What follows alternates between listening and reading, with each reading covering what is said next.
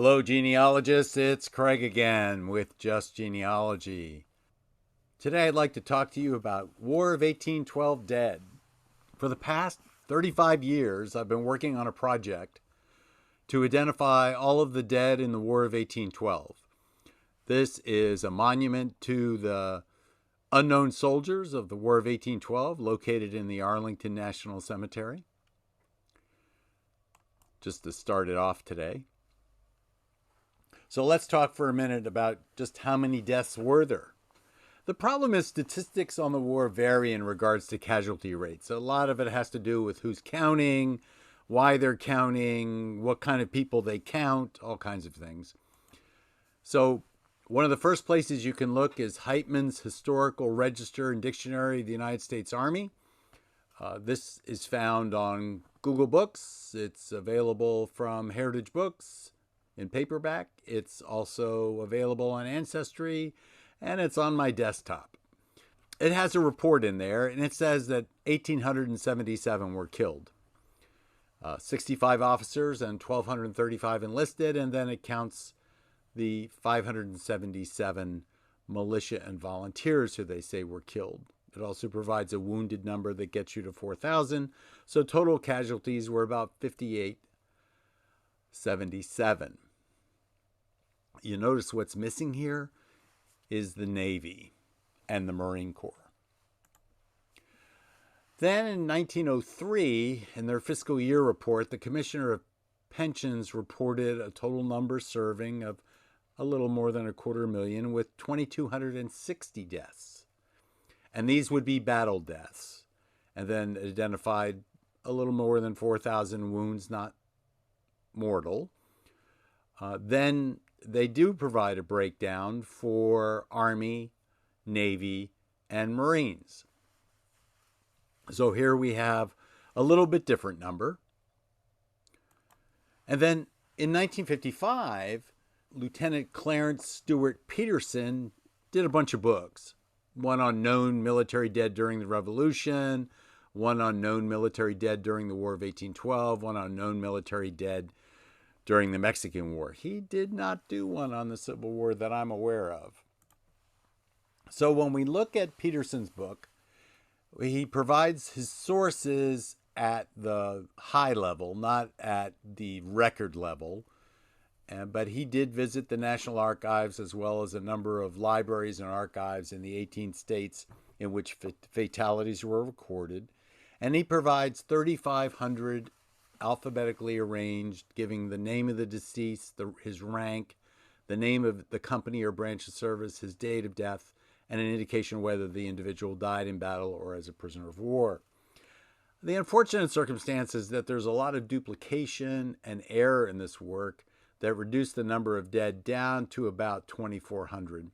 There are also errors in unit identification in that, for example, the 5th Maryland Militia is identified as the 5th U.S.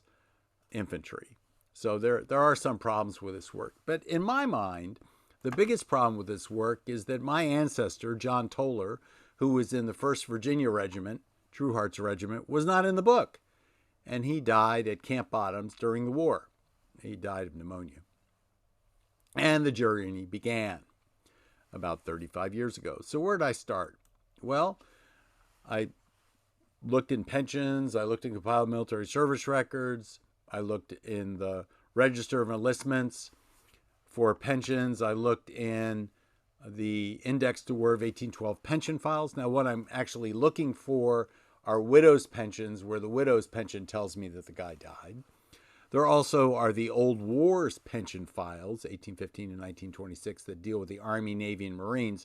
Now, in actuality, the Old Wars Act included disabled militia, invalid militia, but they moved those Old War pensions into the War of 1812 pensions at some time in the past.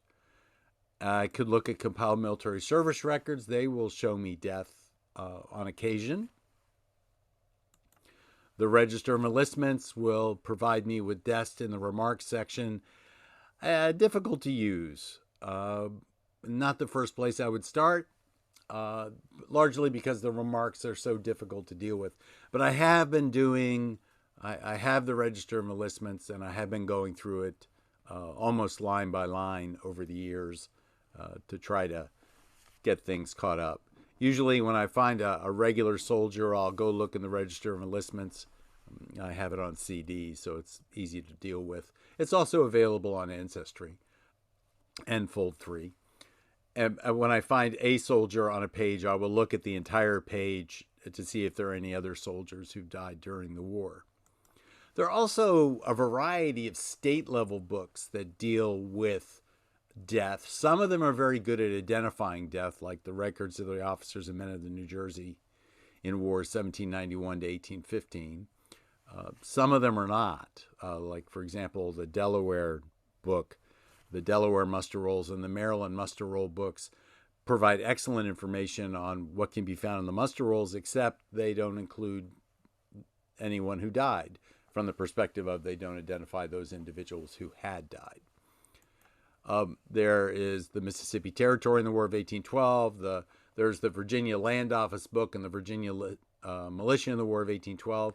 There is a problem with this book, which I may do a talk on at some point, and that is that if the units were federalized, they're not in this book. So, for example, if you're looking for Loudoun County, Virginia, War of 1812 dead, you're going to find them on the muster rolls in the National Archives, not in this book on the Virginia Militia in the War of 1812. There are books about regional militias, although not very many. This one deals with Western Maryland, Pennsylvania, and Virginia, specifically the militia that, for the most part, arrived in Baltimore for the Battle of North Point. There are a few county-level militia books. This one on Frederick County, Maryland, is probably the thickest that I've ever encountered. There are very few regimental histories that deal with the militia in any of these places. There is Stuart Lee Butler's Guide to Virginia Militia Units in the War of 1812. This is the first edition. There's now a second expanded edition that's very helpful in identifying individuals at county level and identifying what county a specific company is from, because companies during the war tend to grow out of individual counties. There are lots of books about campaigns in 1812, especially after the bicentennial of the war. Terror on the Chesapeake is one of the more favorite ones in the Maryland, Virginia area. And this happens to be a painting of the 5th Virginia Militia. They look like regulars, but they're actually the 5th Virginia Militia. There's also an excellent book on the British invasion of Maryland by Marine that not only identifies soldiers, sailors, and Marines, but also identifies privateers who were involved in Maryland. There are books about battles. Heritage Books has reprinted the Battle for Baltimore. It used to be originally done by Nautical and Aviation Press. Remember the Raisin is available also. I'm going to go visit the River Thames site sometime in the next year or so, because I want to go up there and visit. But anyway, Remember the Raisin is up in Michigan. I recently visited New Orleans and went to Chalmette, which is where the 8th January battle was, identified the individuals that died in the battle there. And I'll probably do a separate talk on that when I talk about my visit to Chalmette and the La Ronde plantation site, which I'll do in the next few days, but meaning to do it anyway.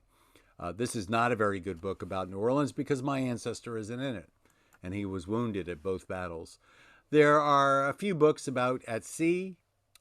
Most of the at sea stuff for the War of 1812, though, that's in print deals with Lake Erie and Lake Ontario and that area, and Perry's Fleet.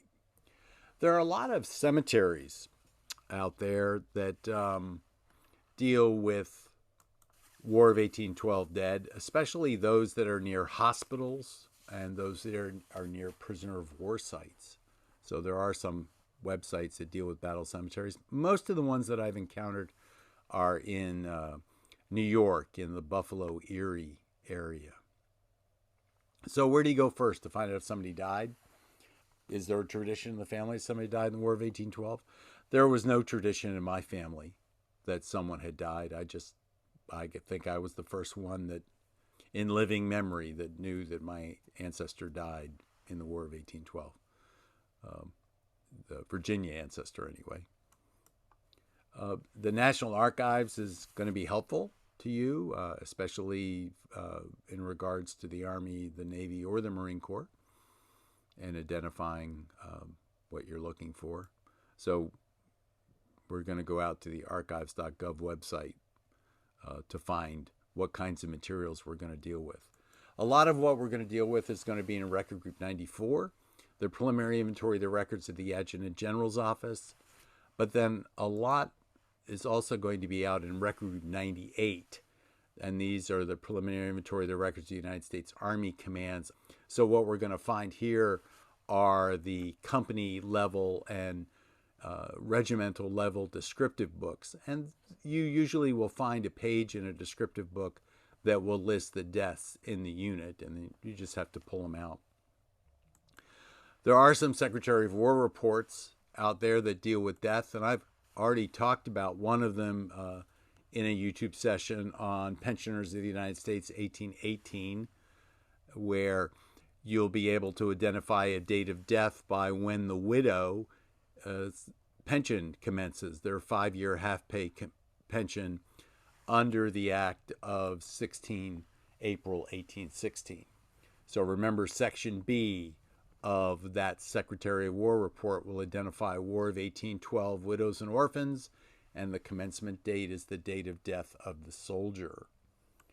So here we have one from the District of Columbia, where we have the names of the individuals, their rank, the date that they actually commenced their pensions, and their pensions per month and per annum. And Robert Brent, who I actually have talked about before, is the Paymaster General of the Army, operating out of the Paymaster General's office in Washington, D.C. He also is a colonel of the District of Columbia Militia. So again, 5-year half-pay pensions. You're going to find that Revolutionary Pensioners Book of 1818 out there on Ancestry, as are you going to find the pension roll of 1835, because many of these individuals are going to be on this pension roll if they live that long. So this was originally published in 1835 in 3 volumes as a Senate document, and then it ended up on Ancestry eventually, and you can get to the information there. So my interest is in this case, James Amos, who's a private in the 35th Regiment of Infantry, who died on 1 February 1815. The names of his heirs are Martha and Charles Amos. It's difficult using this report to know what the relationship of the heirs is to the soldier. It could be a wife and a child. It could be 2 children. It could be a number of things. Largely, they're going to be a widow and children, but these may be only identifying children also. So you just have to be careful in using it. And I very rarely like to use records alone or as standalones, so I'm going to be looking for other records to round these out. Here is a list of heirs of non-commissioned officers, privates who died in the U.S. service, who obtained 5-year half pay in lieu of bounty land. So here's another list, and this one is also from North Carolina. So basically, for each one of these, you have 2 different lists that you're going to want to look at. This one comes right out and specifically says time of decease. Now, this deals not only with regulars, but it also deals with militia, although it may look at this point like it only deals with regular Army. The records that we're going to be dealing with are pretty much, some of them are going to be paymaster records, which we're going to find in the finding aid for Record Group 217, the records of the accounting officers of the Department of Treasury. And because some people waited to pick up their pensions, we may have to deal with the settled accounts of 6 April 1838 also. So when we look for settled accounts of pension agents for payments to widows and orphans of the veterans of the War of 1812, we see in entry 726 that there are 51 boxes. We've talked about this before also in dealing with Captain Zakeel Morgan, who was of the 12th U.S. Infantry. If you want to go into more detail on this, there is a YouTube session out there that deals with this more specifically. Again, we have the Paymaster General's summary report, and the Army Paymaster accounts are where those applications files are found in entry 516 in the very beginning of those. And you may remember that we were able to identify Elizabeth Morgan's maiden name as Madeira and who she was married by and where she lived and who her children were. My two favorite children in the world outside of my own, Zadok and Nimrod. And again, her residence. There are other registers for the War of 1812 out there. There is the register in entry 586 that deals with there are gaps in these records. So they basically deal from 1813 off and on all the way until 1886. They're not all War of 1812, but some of them are. The first entry deals with Porter Hanks, who was a lieutenant of artillery located at Fort Mackinac in 1812, and he surrendered the fort to an Army captain by the name of Roberts, who had gotten a ship and some men to carry a cannon up on top of a hill and point it down into this fort that really wasn't much of a fort. Hanks was paroled. The prisoners went to Amesburg, Ontario. The officers, of which he's the only one that I know of, ended up in Detroit. In the process of him being court-martialed, he is killed during the bombardment of Detroit by Isaac Brock over on the Windsor side of the river. His court-martial abates because he's no longer there to punish, and because he died in the line of duty prior to the court-martial findings being announced or the court-martial sentencing happening. So Margaret Hanks gets a 5-year half-pay pension. They're also, although not part of the War of 1812, there also in this ledger is the Cherokee soldiers who were killed at the Battle of Horseshoe Bend. So here a list of some of the Native Americans who were killed in the battle. And the records that relate to them can be found in Fold 3 in the Cherokee Agency in Tennessee. These are the records that relate to their payments. There also is a ledger of payments for 1818. There also is a ledger of payments that begin in 1821 for War of 1812 soldiers and beyond. There are the ledgers of payments for 1818 to 1872 that are found on Ancestry, and we've talked about those before. There are registers of half-pay pensions out there paid by the Paymaster General. These are 24 volumes, and these are state registers, and they contain information about the account number, the soldier's name, his rank, family relationship to the person paid, when the pension started, the monthly rate, the amount payable every 6 months, and the date and amount of each payment. And then in the remarks section, if the widow intermarried, then that information is also available in the date of that marriage. And it looks something like this.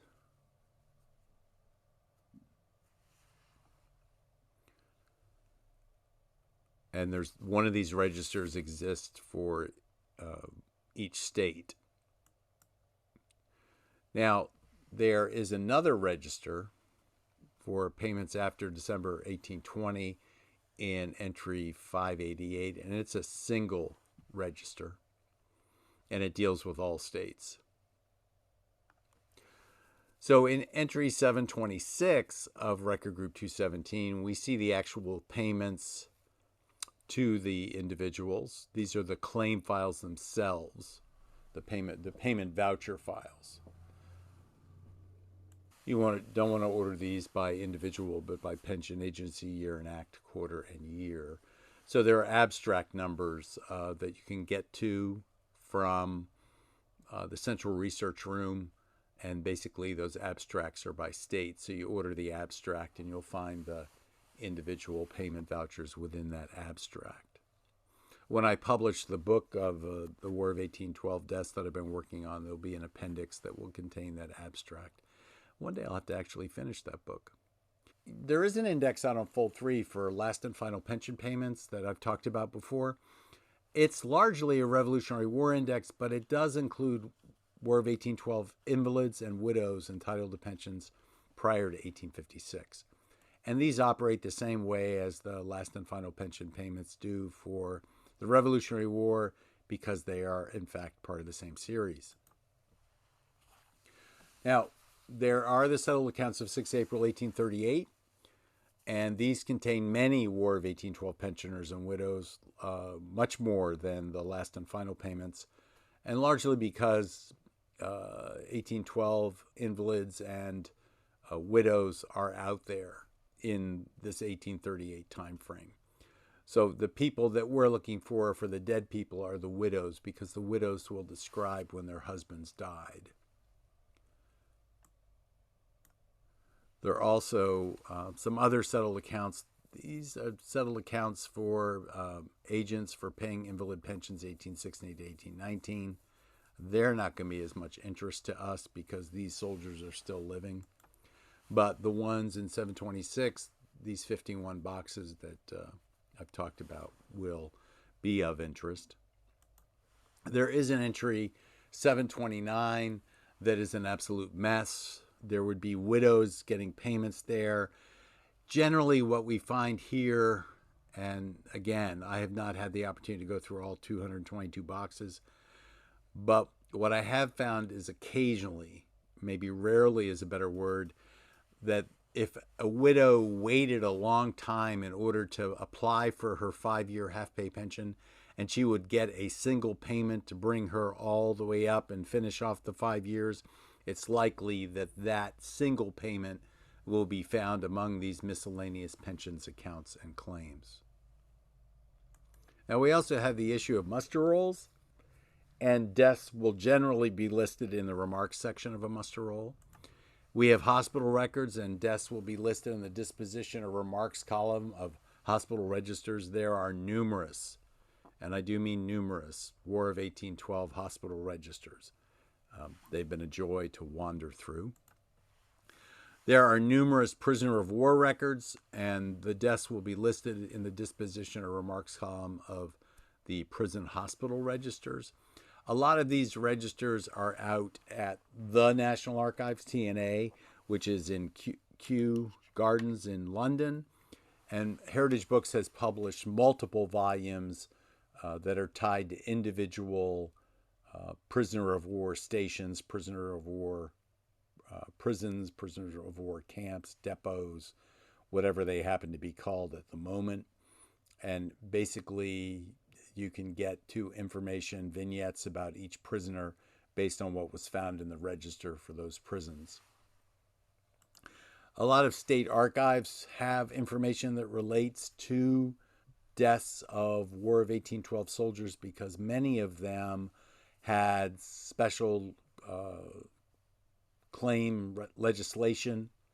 Georgia is a good example of that for widows.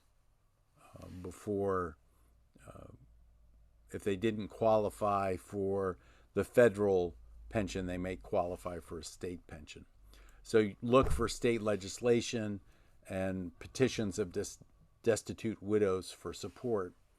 Another place where you're going to find information is casualty lists or battle reports that can detail military deaths.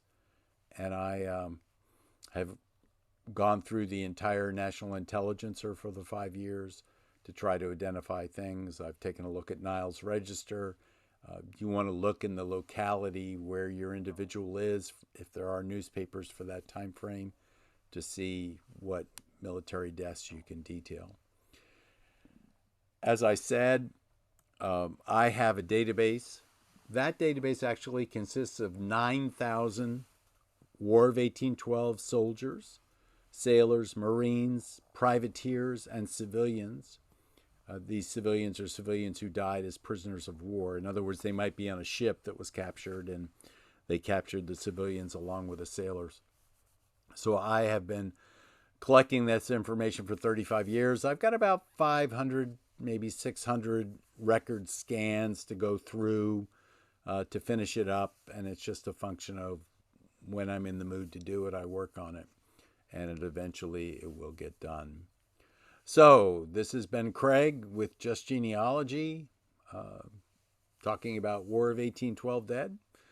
And we're converting people doing genealogy into genealogists day by day. If you've got a person who died in the War of 1812, you're welcome to contact me and I'll provide you the information that I have on them. Thank you so much. I appreciate you.